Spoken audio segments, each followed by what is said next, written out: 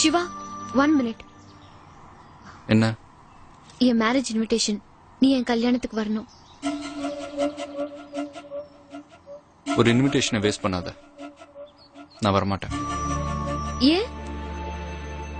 நீ காதலிக்கலன்னு சொன்னப்போ அது ஊருப்புன்னு சொன்ன எனக்கு நீ இன்னொருத்தனுக்கு சொந்தமா வரத பாக்குற மனசு இல்ல. சென்டிமெண்டா?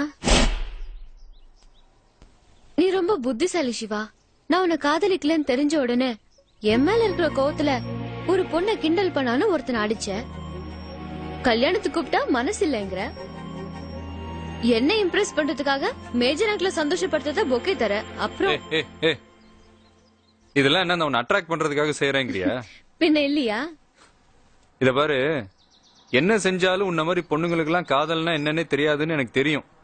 4 பேர் அடிச்சாதான் லவ் கிடைக்கும்னா Mike Tyson, Bruce Lee, Jackie Chan இவங்களை தவிர வேற யாருக்கும் கல்யாணமே நடந்திருக்காது.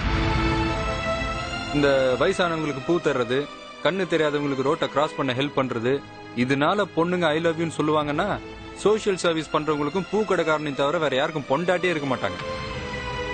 தயவு செஞ்சு ஆம்பளைங்களை பத்தி நம்ம எண்ணத்தை மாத்திக்க.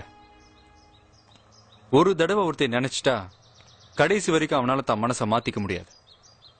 காதலுக்காக வாழறவனும் காதலுக்காக சாவறவனும் ஆம்பளை தான். ஒரு ஷாஜஹான் தான் இறந்து போன தான் பொண்டாட்டி நினைவா தாஜ்மஹாலை கட்டினானே தவிர உலகத்துல எந்த பொண்ணாவது தான் புருஷனுக்காக ஒரு குடிசையாவது கட்டியிருக்கான்னு சொல்ல முடியுமா? காதல் தோல்வினா ஆம்பளை தற்கொலை பண்ணிக்குவான். ஆனா நீங்க அப்படி ஒரு விஷயமே நடக்காத மாதிரி எல்லாத்தையும் மறந்துட்டு வேற எவனையா கல்யாணம் பண்ணி குழந்தைய பெத்து போனா போதுன்னு அதுக்கு காதலன் பேர் வைப்பீங்க. அதை தவிர வேற என்ன செய்வீங்க? உங்களுக்கு எல்லாம் அம்மான்ற ஸ்தானம் மட்டும் இல்லைன்னா வேஸ்டியா? எது உண்மை எது பொய்ன்னு தெரிஞ்சுக்க முடியாம 50 காசுக்கு சுண்டல் வாங்கி கொடுத்து 5 ரூபாய்க்கு கோன் ஐஸ்கிரீம் வாங்கி கொடுத்து அம்மாவை ஆக்கிட்டு போற அயோக்கிய பசங்களை நம்புவீங்க. சின்சியரா லவ் பண்ணா அவ்வளவுதான் அம்போன்னு விட்டு போயிடுவீங்க. கேட்டா கல்யாணத்துக்கு முன்னாடி காதலிக்க மாட்டேன், கல்யாணத்துக்கு அப்புறம் தான் காதலிப்பேன்னு லவ்வுக்கு ஒரு புது விளக்கம் வேற சொல்ற. காதல் படிக்கிறதுன்னு சொன்னா கல்யாணம் பரீட்சை எழுதுற மாதிரி.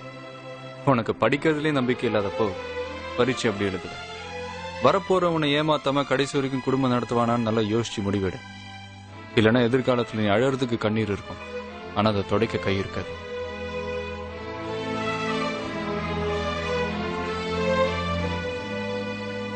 இங்க என்ன தோணுதோ அதை பேசுவேன், இங்க என்ன தோணுதோ அதை செய்வேன்.